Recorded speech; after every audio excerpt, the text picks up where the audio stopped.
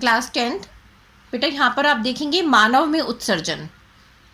तो अब जब हमने खाना भी खा लिया, उसको डाइजेस्ट भी कर लिया, उसके बाद हमारे सारे बॉडी के अंदर वो संवहित भी हो गया। अब उत्सर्जन कैसे होगा, जो बची हुई वेस्ट थिंग्स है वो कैसे बाहर निकलेंगी। इसके लिए आप इस डायग्राम को एक तो अच्छे से याद करेंगे, ये आपका पूरा अच्छे से आना चाहिए कि किस तरह से एक्सक्रीटरी सिस्टम जो है उत्सर्जन तंत्र होता है। इसमें आप देखेंगे बीन्स के समान दो स्ट्रक्चर्स हैं जिसे हम कहते हैं वृक्क और वृक्क, ये वाले, ठीक है।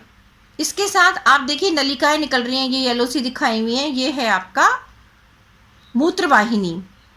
और मूत्रवाहिनी दोनों तरफ से, बाईं और दाईं तरफ से इकट्ठी होती है मूत्राशय में जाकर, जहाँ से यूरिन का फ्लो होता है, बाहर निकलता है शीशन द्वारा। तो यहाँ पर आप देखते हैं कि दोनों जो वृक्क हैं वो दो प्रकार की रुधिर वाहिकाओं से कनेक्टेड है। एक होती है बाईं वृक्क धमनी और एक होती है बाईं वृक्क शिरा। आप देख रहे हैं शिरा और धमनी दोनों दिखाई गई हैं इसके अंदर। तो चित्र अच्छे से याद कर लीजिए क्या क्या चीज़ें इसके अंदर पाई जाती हैं। इसके बाद में अब इसका उत्सर्जन कैसे होगा वो आप देखेंगे किस प्रकार से कार्य होता है। तो वृक्क में मूत्र, सबसे पहले मूत्र निर्माण कैसे हुआ, इसके लिए बहुत इंपॉर्टेंट, इसको अंडरलाइन कर लेना और इसको लिख लेना ध्यान से कि वृक्क की संरचनात्मक और क्रियात्मक जो इकाई है वो विक्राणु होती है, जिसे नेफ्रॉन कहते हैं। और विक्राणु के मुख्य भाग क्या क्या है ये आप देखिए, इसका चित्र दिखाया हुआ यहाँ पर आप देखेंगे। कोशिका गुच्छ, वोमेन संपुट, नलिकाकार भाग, संग्राहक वाहिनी, ये आपको विक्राणु की संरचना, ये देखो कप के समान ऊपर दिखाए, जिसे वोमेन संपुट कहते हैं। यहाँ से देखेंगे कि किस तरह से क्वाइल्ड हो जाती है ये वाली, ठीक है। ये इसका नलिकाकार भाग हो गया और ये यू शेप की नलिका बना लेती है, हैनल्स लूप जिसे हम कहते हैं। और इसके बाद में कलेक्टिंग डक्ट, ये है संग्राहक वाहिनी। तो बच्चों यहाँ पर हमने भी जो अभी बात की थी, अगर आप देखें इसको काट के दिखाया गया चित्र है, थोड़ा सा और क्लियर होके देखेंगे। ये जो चित्र है इसको काट कर दिखाया गया, इसके अंदर बहुत सारे नेफ्रॉन्स हैं। उस एक नेफ्रॉन का स्ट्रक्चर आपने देखा क्योंकि वो एक इकाई है, उसके भाग आपने देखे और किस तरह से अब इसके अंदर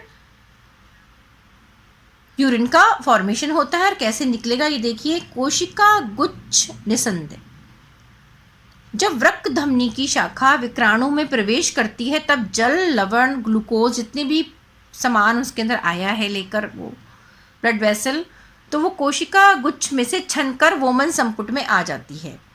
अब वर्णात्मक पुनः अवशोषण, जब छनकर आई है मतलब इंपॉर्टेंट थिंग्स तो उसमें रह गई, बाकी जितनी वेस्ट थी वो इस कलेक्टिंग डक्ट में आ गई।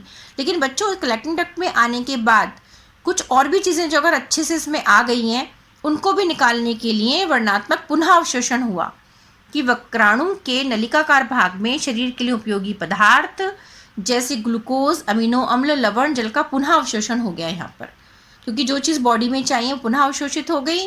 और अवशोषित होने के बाद जो यूरिया थी, अकृत जल था, लवण था, ये सारी चीज़ें नलिकाकार भाग से कहाँ निकल आती हैं, यहाँ से संग्राहक वाहिनी द्वारा होती हुई कलेक्टिंग डक्ट यहाँ पर इकट्ठी होती है। ये देखिए इसके अंदर ये मूत्रवाहिनी में, और मूत्रवाहिनी से मूत्राशय में इकट्ठी होकर मूत्र मार्ग द्वारा बाहर निकाल दी जाती है।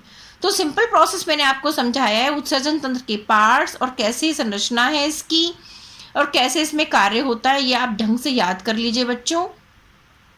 और कई बार जब कहते हैं ना डायलिसिस पे पेशेंट को रखा होता है, जब प्रॉब्लम आ जाती है तो उसके आर्टिफिशियल किडनी लगाई जाती है। आर्टिफिशियल किडनी बिल्कुल किडनी की तरह ही है, लेकिन एक ऐसी युक्ति है जिसके द्वारा रोगियों के रुधिर में से कृत्रिम वृक्क की मदद से नाइट्रोजन युक्त अपशिष्ट पदार्थों का निष्कासन किया जाता है।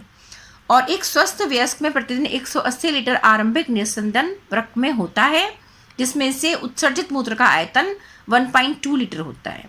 180 में से इतना वेस्ट निकल जाता है और शेष जो है पुनः अवशोषित होकर बाकी बॉडी में चला जाता है। तो ये इम्पॉर्टेंट है स्ट्रक्चर और इसके पार्ट्स, अच्छे से बच्चों दोहरा लेना इसको। Okay, thank you.